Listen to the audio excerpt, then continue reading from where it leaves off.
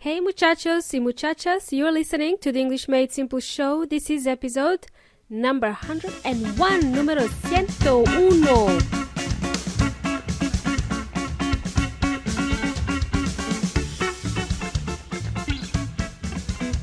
Hey amigos, welcome to another episode of the English Made Simple show. My name is Milena from EnglishMadeSimple.net. How are you? Hope you enjoyed the last episode, amigos. You had the pleasure of learning something personal about me, and you also got to know Weon Inteligente. As a matter of fact, it was a lot of fun recording that episode. I was cracking up a lot during the recording. To crack up is an informal phrase. It's slang and two words. And according to Weon Inteligente, it means to laugh so hard to the point of crying. I just had so much fun with that episode. Basically, cracking up means to burst into laughter, okay? Right, what did I say now? We've just started the show and I am already using new words, new phrases, which I'm sure you haven't heard of before. So I said to burst into laughter.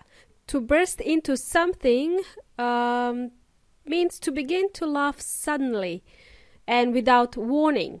You can also burst into crying, burst into tears, you know. For example, when my friend Anna told me that she broke up with her boyfriend, she burst into tears. She started crying. Right, enough of this gibberish, Milena. Let's continue with the show. Today's episode will be short and sweet. Let's get straight into it. Let's dive into today's show. So, I talked a lot in my last episode. I said too many words, but I didn't explain them just because I ran out of time. So today we are going to explain some vocabulary I used in my previous episode.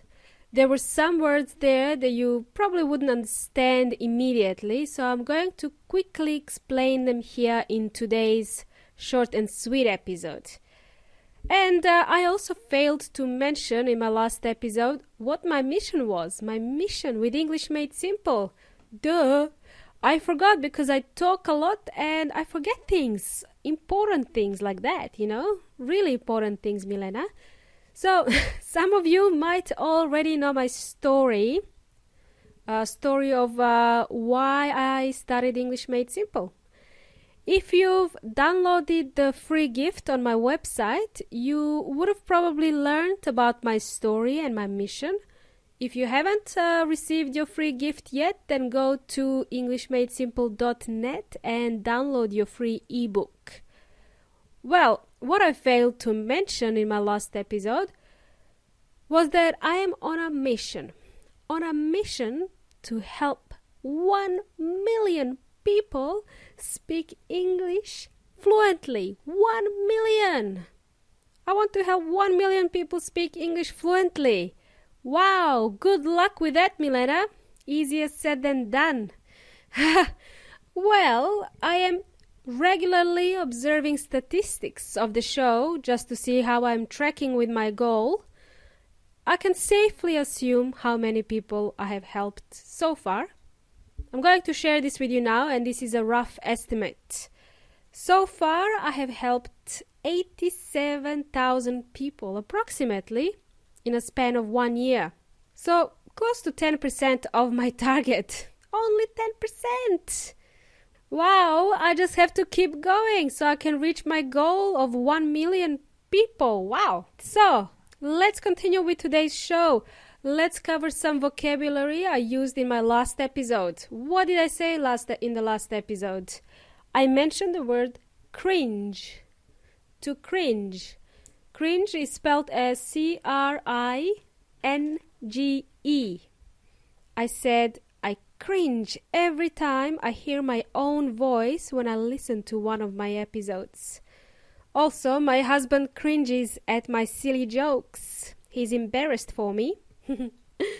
In Spanish, we can describe this feeling as equivalent to a feeling like, well, es como cuando te da cosa hacer algo. To feel embarrassed about something, to cringe, to kind of move your body inwardly when you're feeling embarrassed. Avergonzada. Hiding your face, you know what I mean? Feeling embarrassed. You will hear this type of expression from native speakers. They do use this type of expression to describe that they're feeling embarrassed. Right, easy peasy. What's another interesting word I used in the last episode? Judgmental. I described Weon Inteligente as judgmental.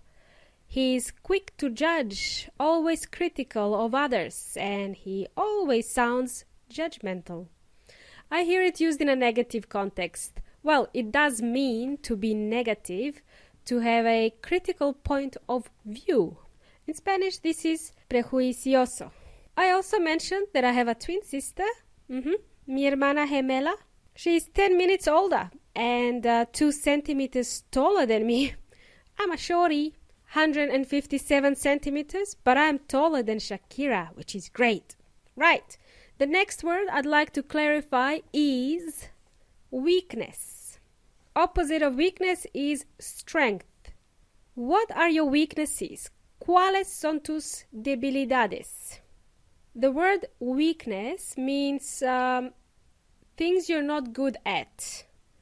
This is a popular question at job interviews, so they could ask you, if you have a job interview, they could potentially ask you, what are your weaknesses? Meaning, are you lacking any skills? That's normally what this means. What are your weaknesses? What skills are you lacking? But the way I answered this question in my last episode was in kind of a joking manner. I said, one of my weaknesses is Nutella. I can't say no to Nutella. Or my weakness is Chilean red wine, which is delicious, hard to resist. That's my weakness.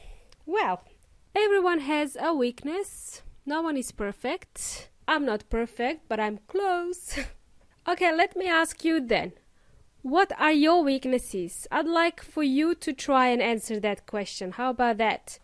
We will explore more about this type of topic next month. The topic of job interviews, working in an office, for example. We use a certain type of language in this type of environment. We'll talk about it more later, okay? Which means I have to put on my serious face. I have to be serious. Damn it.